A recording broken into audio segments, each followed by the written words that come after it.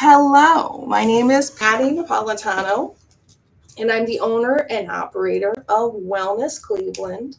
I'm a social worker, and social workers do many things. I'm a licensed independent social worker in the state of Ohio, which means that I have a number of roles I can carry out independently without the supervision of anyone else through my own business at Wellness Cleveland. Now, I choose to stay within my scope. I've been practicing for about 25 years, primarily in Ohio, but as in most states in the US, I have worked on the border of Indiana, the Commonwealth of Kentucky, West Virginia, Pennsylvania. So I know many practitioners from those areas as well, and I'm somewhat familiar with those areas of practice. I do grant writing. I'm a professor at Cleveland State University where I teach a number of different courses in their MSW program. I've done some research education in their undergrad program as well.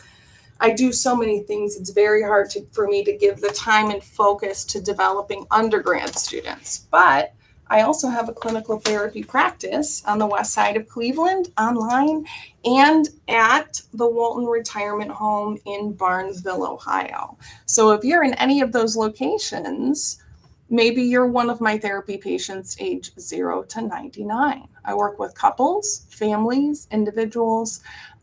We do have the best time. We really do. Today I have a little break. It is a federal holiday, Juneteenth, which I put on here to remind myself anytime we have federal holidays, because I just schedule right through them and do things and forget all about it.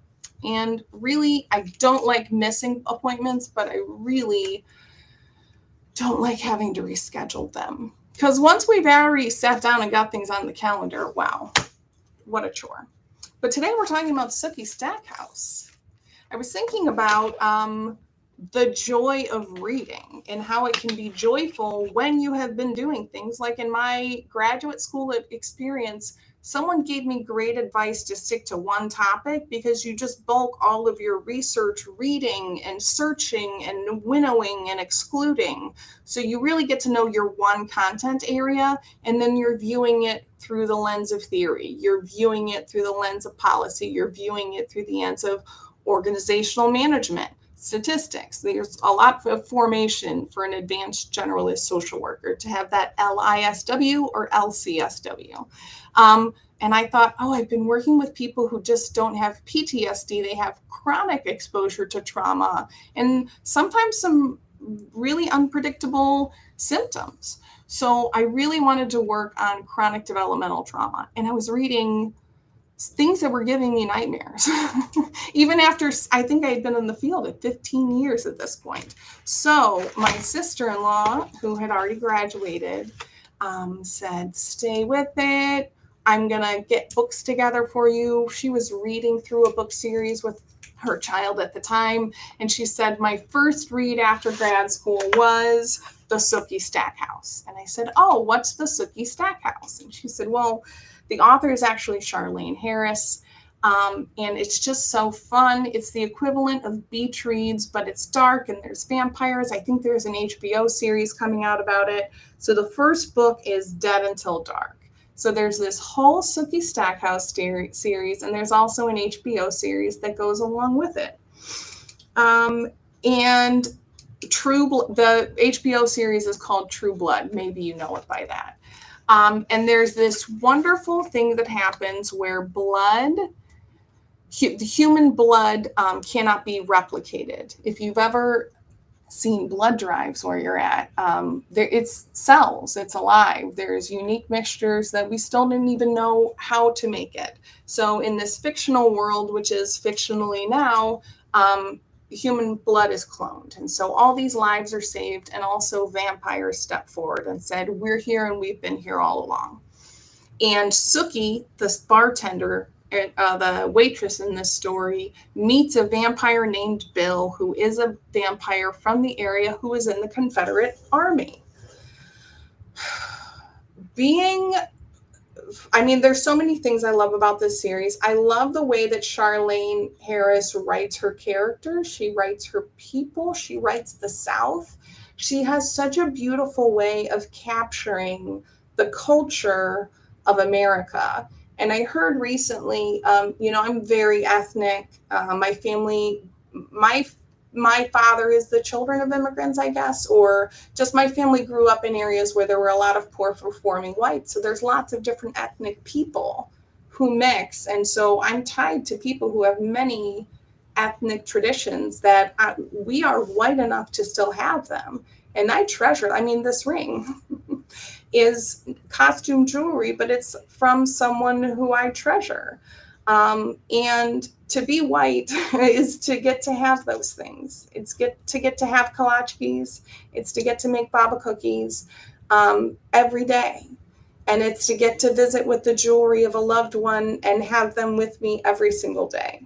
And Charlaine Harris in Dead Until Dark, Bill is a Southern man and Sookie is a Southern woman. And there's so much about that culture that of being from the same people and from the same area and from the same history, that when you read the characters, it makes sense. They just kind of fall together.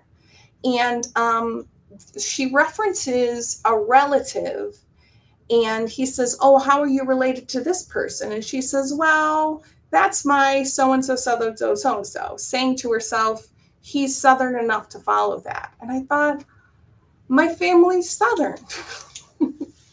But we're not Southern. My mother's family is Appalachian, which is, there's 420 Appalachian counties in America. So there's great Charlaine Harris in her Sookie Stackhouse series. While she's using the characters and she's using the power dynamics of vampirism, the mythology of vampirism, she's telling American stories. So my Southernness, my Americanness, my Appalachianness that I am so proud of, I'm so proud to celebrate on Juneteenth.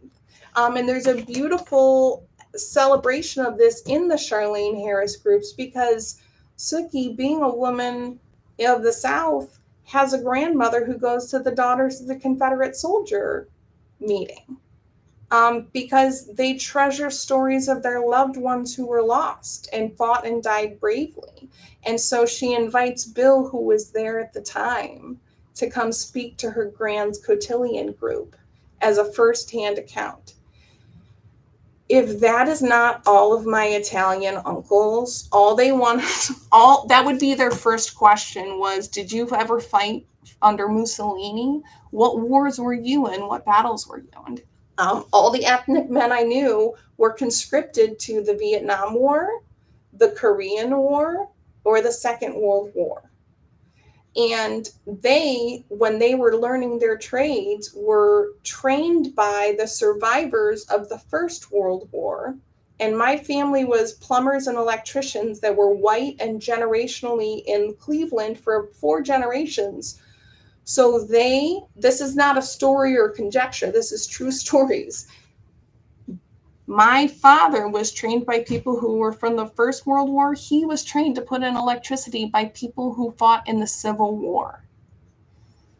That's how close American history is. That's how close our culture is we can touch it if we're fortunate enough.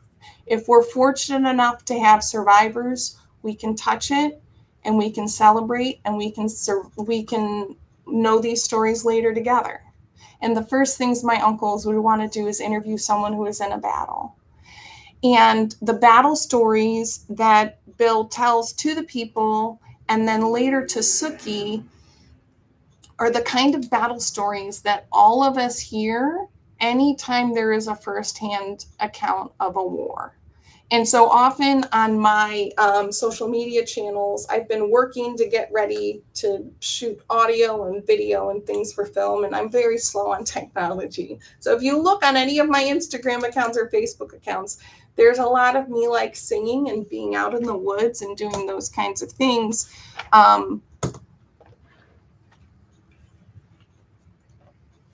someone just came out. Sorry, I got distracted and lost my train of thoughts. But the stories that people tell along the way of war have always been the same in my life. And those are stories of needless suffering. Those are stories of people starving to death, civilians starving to death. Bill is telling firsthand accounts of people's relatives dying not proudly in ways they would not want to. And whenever we have ancient characters, vampire characters, look at Anne Rice's vampires, they have similar lessons that they've learned through human history that they share. And they share within different cultural contexts. Anne Rice has a wonderful historical view of the world that her vampires will take you through their era and how their thinking applies to modern life. Charlaine Harris really has a beautiful view of Southern American thinking and families and motivation and values that I found to be a real cleanse and a real celebration of American culture. And in Juneteenth, these are definite Union soldiers. So this is after a war is done. And anytime there's a war, we'll hear these stories too. When a war is done, there is a coming together. There's a forgiveness, there's a settling, and there's still much starvation and suffering and not enoughness. And people come together through community. So after the war is over, long afterwards, Union soldiers make the trip to the last known settlement of enslaved people who don't know that the war has been won and they don't know that they are free. So Juneteenth is the beginning. It's the last day or the first day that the last people knew that there was no more slavery.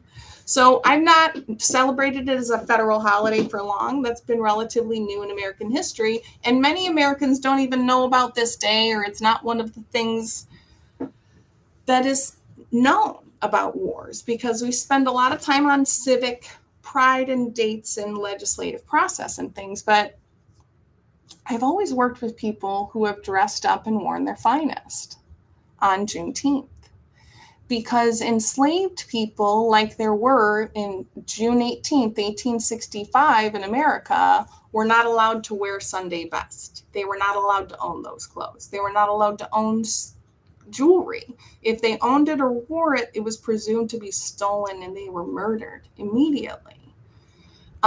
So while Juneteenth is the first day of known perceived freedom, we celebrate by wearing nice things and by giving nice gifts.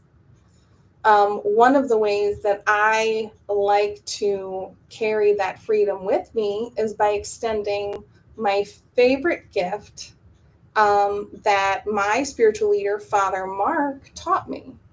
I can always give the gift of kindness. I can always give the gift of dignity, of respect, of patience, and those are things that cost me nothing. Today on Juneteenth, 2025, I want to recommend that you read the Charlaine Harris Sookie Stackhouse to understand a little bit about American culture. I want to encourage you to wear something beautiful today, gratefully, and think about RuPaul's message that every day we're dressing in drag. We're putting on a costume to the world, letting them know how to treat us. So today I'm going to share my Juneteenth fit check. It has pockets, folks. Love my maxi dress. Costume jewelry of the beloved. And I'll close today with my favorite prayer and my favorite petition by Reverend Mark DiNardo. I ask you to sit with me today and hold in your hearts a prayer to the God of your understanding, to the Creator of all. praying for a peace that rests on forgiveness, justice, and compassion. Prayers for the peacekeepers of every nation. Prayers for the victims of war, victims of civic unrest, victims of natural disaster, victims of the weather, victims of the economy.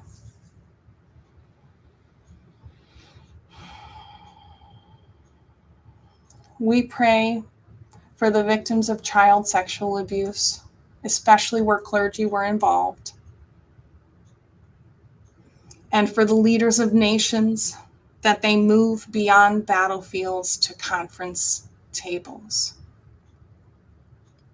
I pray for peaceful men, and I thank them for knowing the violence it took to become so gentle. I pray for the gentle warriors and safeguarders of our world and of the most vulnerable among us. For this we pray.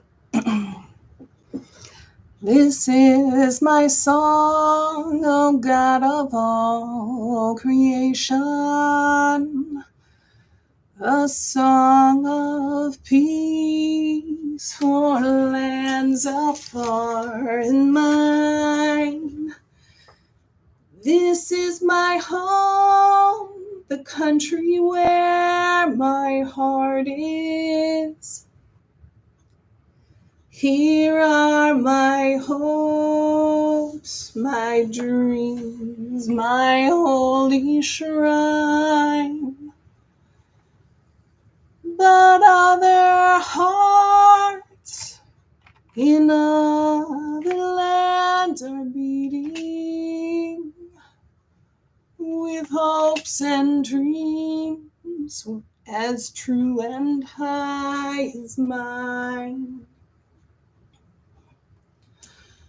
My country's skies are bluer than the ocean,